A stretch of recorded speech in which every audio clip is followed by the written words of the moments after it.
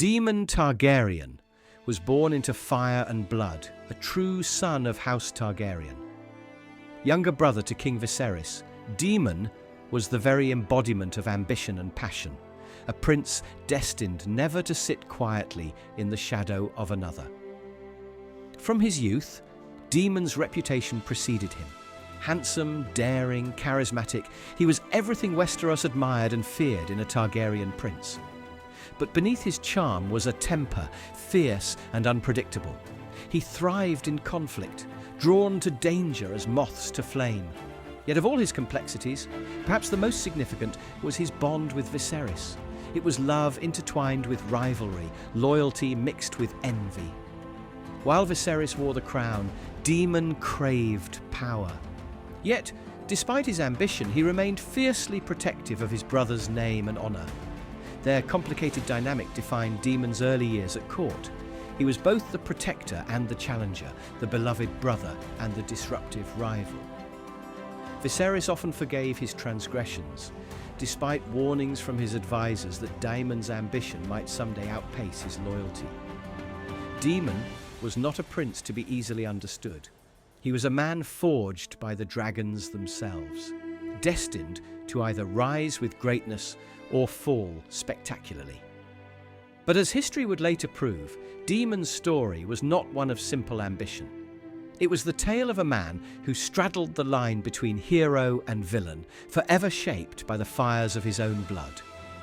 Daemon Targaryen's first taste of true power came not from a crown, but from a cloak, a gold cloak.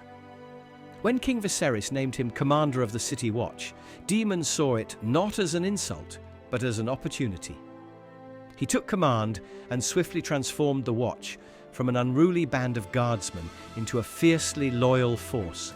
He armed them, trained them, cloaked them in gold, and instilled in them a brutal sense of purpose. King's Landing, once teeming with crime and chaos, soon came to fear the Golden Cloaks more than the criminals themselves. In the alleys of Flea Bottom, Daemon's brand of justice was swift and merciless. Thieves lost their hands, murderers their heads. Prostitutes, gamblers and smugglers felt his heavy hand. Daemon ruled the streets through fear. Yet, despite his cruelty, some praised him. For the first time, ordinary people walked without fear of being robbed, attacked or worse. But how much blood was justified in the name of peace? Was Daemon's iron-fisted approach truly the mark of a hero protecting his city, or merely a tyrant asserting his dominance? In George R.R. Martin's Fire and Blood, even Daemon's fiercest critics admitted the city had never been safer. Yet the show made clear this safety came at a heavy cost. Daemon's rule was built upon intimidation, violence and fear. This duality defined Daemon's legacy as commander. He was both admired and despised, hailed as a necessary evil by some, and condemned as a ruthless villain by others. He revelled in this contradiction, using it to solidify his reputation. One thing was certain: Daemon Targaryen never shied away from darkness. He thrived within it, ruling the City Watch as a prince of shadows. And it was within these shadows that his ambition first truly began to burn. Daemon Targaryen was a storm at the heart of the Targaryen court, a force impossible to ignore. But storms have enemies, and none was fiercer than Otto Hightower, the hand of King Viserys. Otto saw Daemon clearly, a threat to the crown, impulsive and unpredictable. Daemon saw Otto as something worse, a schemer, manipulating the king and isolating Daemon at every turn. The tension between them shaped the court. Otto whispered warnings into Viserys' ear, painting Daemon as dangerous, untrustworthy. The nobles listened and distanced themselves. Political isolation forced Daemon into defiance, into rebellion, into making his own rules. But Daemon was not without cunning. He understood the court's fear and played into it. He flaunted his power openly, defied conventions, and challenged Otto's every move, turning courtly whispers into open conflict. Was Daemon's defiance bravery, standing against corrupt manipulators? Or was he simply a villain, reckless and selfish, unwilling to accept responsibility. Cast from court, Daemon turned exile into opportunity. He set his sights on the Stepstones, a lawless chain of islands ruled by the violent triarchy. Here, away from courtly politics, Daemon was free to forge his legend. Mounted atop Caraxes, his crimson dragon, Daemon led brutal campaigns against pirates and warlords. His victories were swift and fierce. Daemon's bravery was unquestionable, charging into battles alone, risking everything without hesitation. His soldiers admired him. The common folk praised him. Yet, at court, they whispered he was only chasing glory, desperate to prove himself. But how should history remember Daemon's exile? As a heroic liberation of the islands, freeing innocents from tyranny, or as reckless adventurism by a prince driven solely by ego? Daemon's life was more than blood and fire. It was also love, tangled deeply with ambition.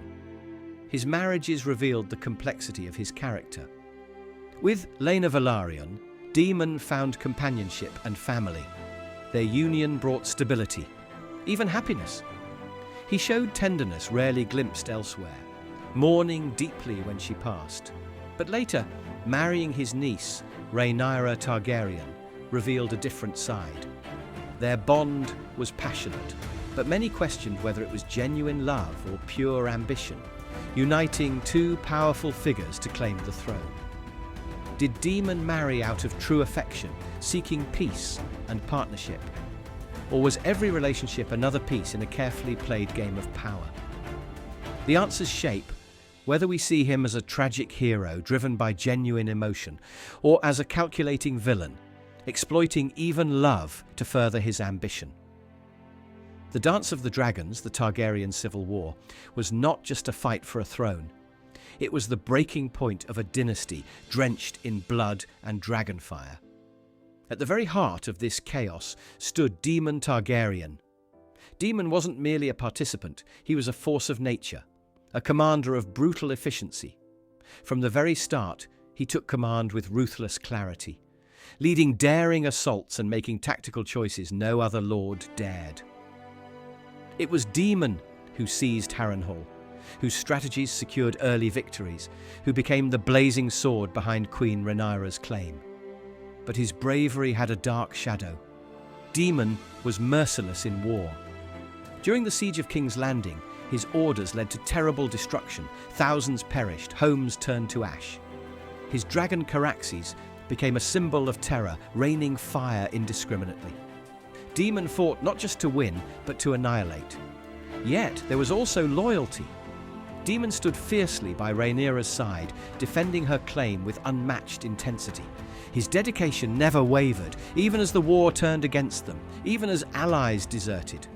In a way, Daemon embodied both the courage and the cruelty of their cause. So, what was Daemon's true legacy in the Dance of the Dragons? Was he the war's savior, the warrior who fought valiantly for his queen, risking everything to uphold her right?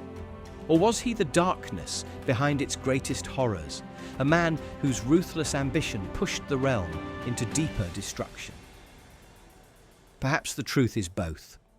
Daemon Targaryen's legacy, like the war itself, is complicated, bloody, heroic and tragic. Daemon Targaryen's relationship with his brother, King Viserys, was complicated. It was fierce, protective, and yet marked by deep rivalry. Daemon loved Viserys profoundly, even as he envied the crown that rested upon his brother's head. Throughout their lives, Daemon sought recognition from Viserys more than anyone else. In the books, Viserys himself admits, "My brother is impulsive, rash and proud, but I love him dearly." This bond was never simple. Even in moments of conflict, Daemon fiercely defended Viserys' honor, punishing anyone who questioned the king's strength. Yet this love wasn't without ambition. When Viserys denied him the title of heir, Daemon felt betrayal deeply. His bitterness became fuel for rebellion. Did he truly care for his brother, or was Viserys merely a path to power? The series offers subtle moments of vulnerability.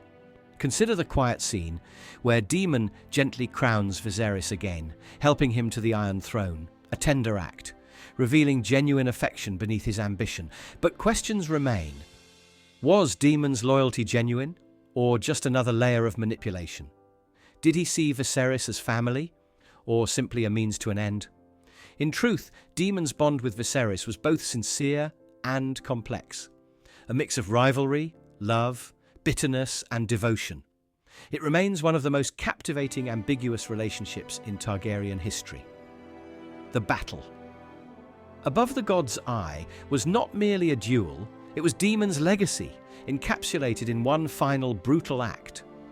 High above a raging storm, atop his dragon Caraxes, Daemon faced his nephew Daemon Targaryen and the colossal Vhagar, driven by vengeance, destiny, and perhaps obsession.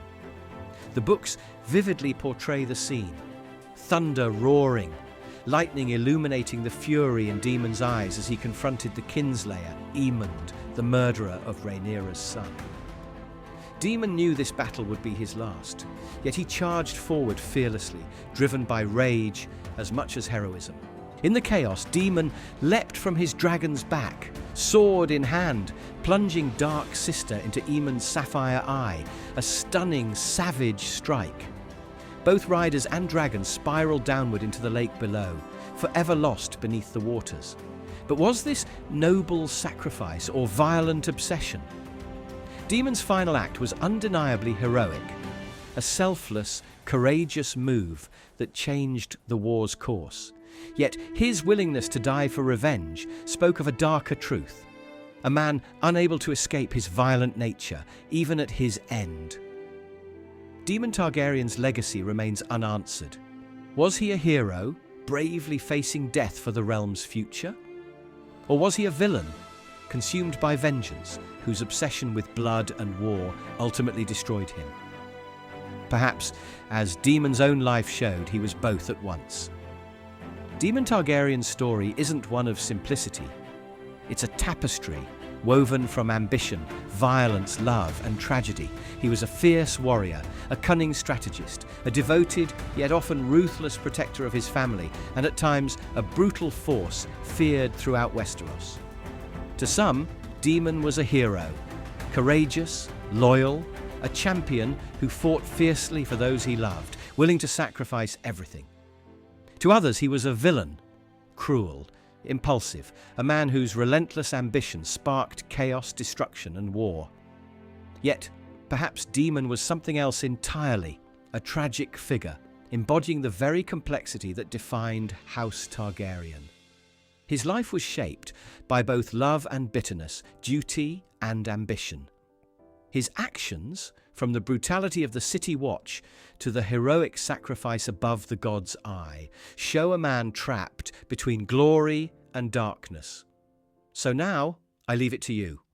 Was Daemon Targaryen a hero, a villain, or perhaps both? History remembers men like Daemon not because they fit neatly into the role of hero or villain, but because they defy such easy distinctions. His life, full of contradictions, ambition, and courage, serves as a reminder that within every great legacy lies complexity. Daemon Targaryen teaches us that heroes and villains often share the same face. And the true story of any person, especially one born of fire and blood, is always more complicated than it appears.